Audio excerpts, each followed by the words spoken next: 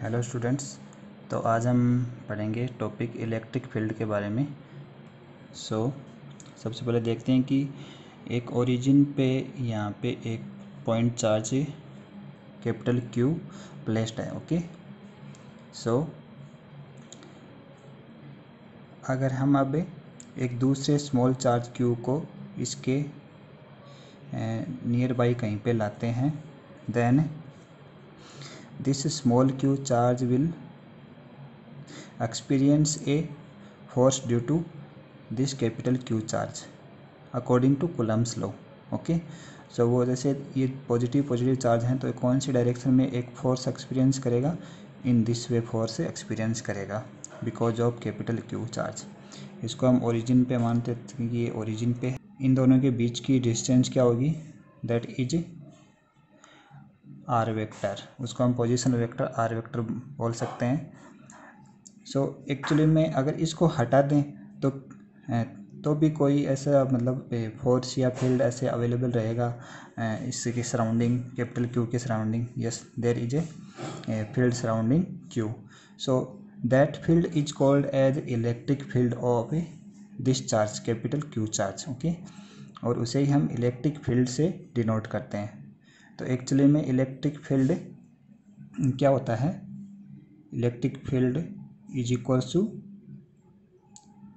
Force upon Q. So हम इसको बोल सकते हैं ए vector is equals to force vector upon Q vector. So जो इलेक्ट्रिक फील्ड है, दिस इज ए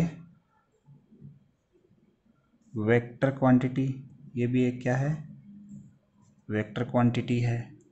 एंड इसकी यूनिट क्या हो जाएगी, यूनिट विल बी, फोर्स की यूनिट क्या है, न्यूटन। चार्ज की यूनिट क्या है, कूलम। ओके, अब इसकी हम डायरेक्शन देखते हैं कि इसकी डायरेक्शन क्या होगी, इस इलेक्ट्रिक फील्ड की डायरेक्शन क्या होगी कि जैसे इस पे कौन सी डायरेक्शन में फोर्स अप्लाई हो रहा है, उसी डायरेक्शन में इसकी क्या होगी, इलेक्ट्रिक फील्ड की डायरेक्शन होगी। इन दिस वे इलेक्ट्रिक फील्ड। अब इससे ये कौन कौन से फैक्टर्स पे डिपेंड करता है, क्या ये स्मॉल क्यू चार्ज पे डिपेंड करता है कि अगर स्मॉल क्यू चार्ज की वैल्यू जैसे 5 कूलम हो या 10 कूलम हो या 200 कूलम हो तो इलेक्ट्रिक फोर्स पे डिपेंड करेगा या नहीं करेगा। तो हम देखते हैं, तो एक्चुअली में this electric force does not depend on this small Q charge. Why, क्योंकि फोर्स किस पे डिपेंड, डायरेक्टली प्रोपोर्शनल किसके होता है, क्यू चार्ज के। Okay, so this Q and this Q will be, ये दोनों आपस में एक दूसरे को क्या कर देंगे, इफेक्ट को कैंसिल कर देंगे। So electric force does not depend on the small Q charge. So इस स्मॉल क्यू चार्ज पे डिपेंड नहीं करेगा। तो क्या ये इस डिस्टेंस पे डिपेंड करता है, yes it is depend on this the distance between these two charges. ये जो इन चार्जेस पे ये डिस्टेंस, इनके बीच के चार्ज की डिस्टेंस होगी, उस पर ये क्या करेगा, डिपेंड करेगा। सो ये स्मॉल क्यू चार्ज है जो फोर्स से एग्जर्ट करता है, ये क्या करता है, this is source charge. Because of इसकी वजह से क्या है, इलेक्ट्रिक फील्ड है चारों ओर, और ये क्या है, ये एक इलेक्ट्रिक फील्ड या इलेक्ट्रिक फोर्स को क्या करता है, एक्सपीरियंस करता है। तो इस चार्ज को हम बोल सकते हैं टेस्ट चार्ज। ओके, इस चार्ज को हम बोल सकते हैं टेस्ट चार्ज। सोर्स से चार्ज क्या करता है, produce electric field, and test charge it actually calculate the strength of the electric field. इससे पता चलता है कि इस मतलब अब जैसे यहाँ पे इस आर डिस्टेंस पे, यहाँ पे आर डिस्टेंस पे अगर इस फोर्स को हम कहीं भी अप्लाई, कहीं भी इस चार्ज को कहीं भी रख दें, तो एक्चुअली में जो इलेक्ट्रिक फील्ड होगा इसकी वजह से वो क्या होगा, सेम होगा। यहाँ पे अभी हम देखते हैं कि because of positive charge electric field की डायरेक्शन क्या होगी, and because of negative charge electric field की डायरेक्शन क्या होगी। So if there is a positive charge Q, then the electric field direction will be in the outward direction। okay, in this direction for positive charge, and if the charge is negative then electric field direction will be inward direction।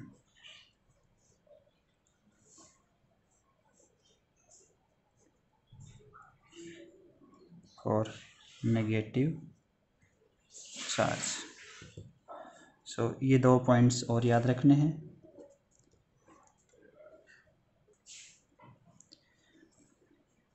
सो अब यहाँ पे हम यहाँ से देख सकते हैं कि एक जैसे electric force is equals to Q into electric field. Now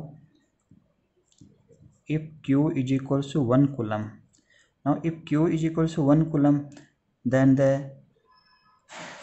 value of force will be equal to the electric field. So हम डायरेक्टली हम इसकी डेफिनेशन लिख सकते हैं कि what is the definition of, so we can say that, so हम यहाँ पे डेफिनेशन जो इलेक्ट्रिक फील्ड की वजह से भी लिख सकते हैं कि the force exerted by source charge on unit positive charge is said to be electric field. Okay, if the test charge is 1 coulomb, then the force exerted on that unit positive charge will be equal to the electric field.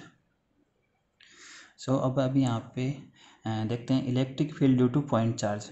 So point charge की वजह से electric field क्या होगा कि there is a source charge and a test charge, and source charge is placed at origin and at a distance r, the test charge is placed in xy plane.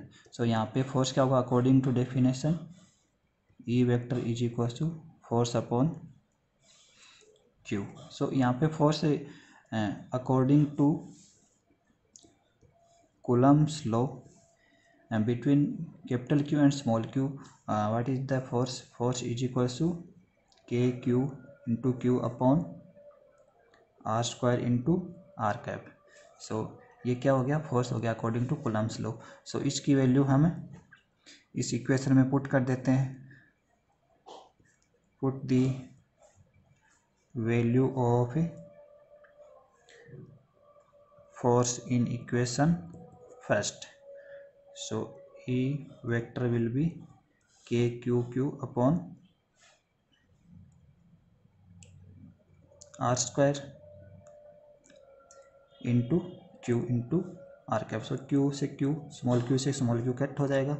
So E vector will be KQ upon R square into R cap।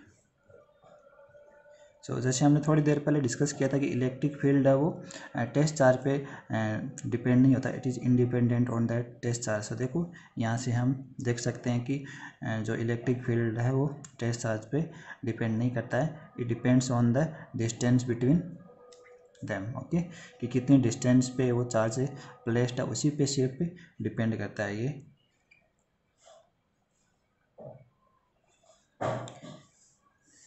और हमें पता है कि are cap क्या होता है, R vector upon R magnitude. So हम इस फॉर्मूले को ऐसे भी लिख सकते हैं, ए vector is equal to K Q upon R cube into R vector. Okay, फॉर्मूले बहुत ही इम्पोर्टेंट है। अब हम देखते हैं electric field due to system of charges, कि जैसे यहाँ पे एक सोर्स चार्ज क्यू प्लेस्ड है और यहाँ पे there are 4 number of charges are placed. So because of Q1 electric field की डायरेक्शन क्या होगी, because of Q1 on this direction. So हम इसको बोल सकते हैं E1। Because of Q2 electric field की डायरेक्शन क्या हो जाएगी in this direction E2। Because of Q3 electric field की डायरेक्शन क्या हो जाएगी on this side. And because of Q4 electric field की direction on this way. Okay, so total electric field क्या होगा according to superposition principle, that net electric field will be the vector sum of all these electric field. So E vector on this origin is equals to E1 vector plus E2 vector plus E3 vector plus E4 vector. Okay, so हम इसको ऐसे भी लिख सकते हैं के Q, अब इनके बीच की जैसे हम डिस्टेंस बोल सकते हैं, this is R1 vector, this is R2 vector, this is R3 vector, this is R4 vector. तो K Q upon R1 square R1 cap, K Q upon R2 square R2 cap plus like this. Okay, so इसकी ऐसे हम किसी भी point charge पे जैसे number of charges हैं तो उसकी वजह से इलेक्ट्रिक फील्ड क्या होगा ऐसे निकाल सकते हैं बाय सुपरपोजिशन प्रिंसिपल ना। और next topic is electric field lines की। इलेक्ट्रिक फील्ड लाइंस क्या होती है, जैसे हम पहले देखते हैं कि यहाँ पे एक प्लस क्यू चार्ज है एंड यहाँ पे माइनस क्यू चार्ज है, तो इसके मतलब प्लस क्यू चार्ज की जो इलेक्ट्रिक फील्ड की डायरेक्शन होती है वो आउटवर्ड डायरेक्शन में होती है, माइनस क्यू चार्ज की जो इलेक्ट्रिक फील्ड की डायरेक्शन होती है वो इनवर्ड डायरेक्शन में। इट मीन्स जो इलेक्ट्रिक फील्ड लाइन्स हैं वो कहाँ से कौन सी डायरेक्शन में होती हैं, from plus Q charge to minus Q charge.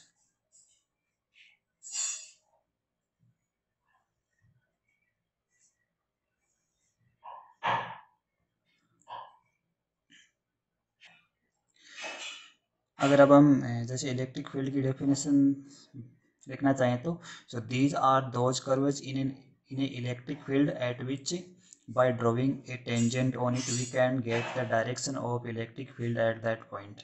it means जैसे किसी भी पॉइंट पे ये कर्व है तो इस पे अगर हम टेंजेंट ड्रॉ करेंगे तो ये टेंजेंट क्या होगी, इस पॉइंट पे इलेक्ट्रिक फील्ड की डायरेक्शन हमें बताएगी। So these are called as electric field lines. इनकी कुछ प्रॉपर्टीज होती हैं कि वो कौन कौन सी प्रॉपर्टीज होती हैं वो हम देखते हैं। इसकी फर्स्ट प्रॉपर्टी होती है कि ये जो इलेक्ट्रिक फील्ड लाइंस हैं वो पॉजिटिव चार्ज से स्टार्ट होती हैं एंड नेगेटिव चार्ज पे जाके एंड होती हैं। So this is the first property. By drawing tangent on at any point of the electric field lines we can get the direction of electric field at that point।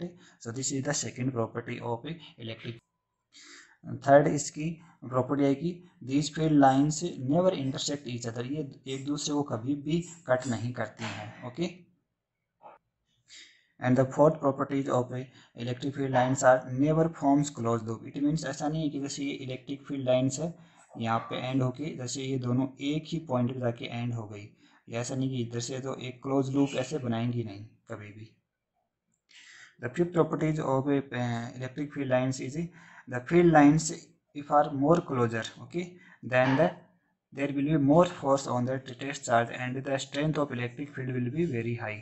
देखो जब पास पास में अगर electric field lines होंगी तो वहाँ पे force भी ज़्यादा होगा और इलेक्ट्रिक फील्ड की वैल्यू भी ज़्यादा होगी। If these lines are very far from each other, तो यहाँ पे क्या होगा, फोर्स कम होगा एंड इलेक्ट्रिक फील्ड जो स्ट्रेंथ है वो भी क्या होगी, लेस होगी। ओके, सो इसको हम ऐसे भी लिख सकते हैं, इफ फील्ड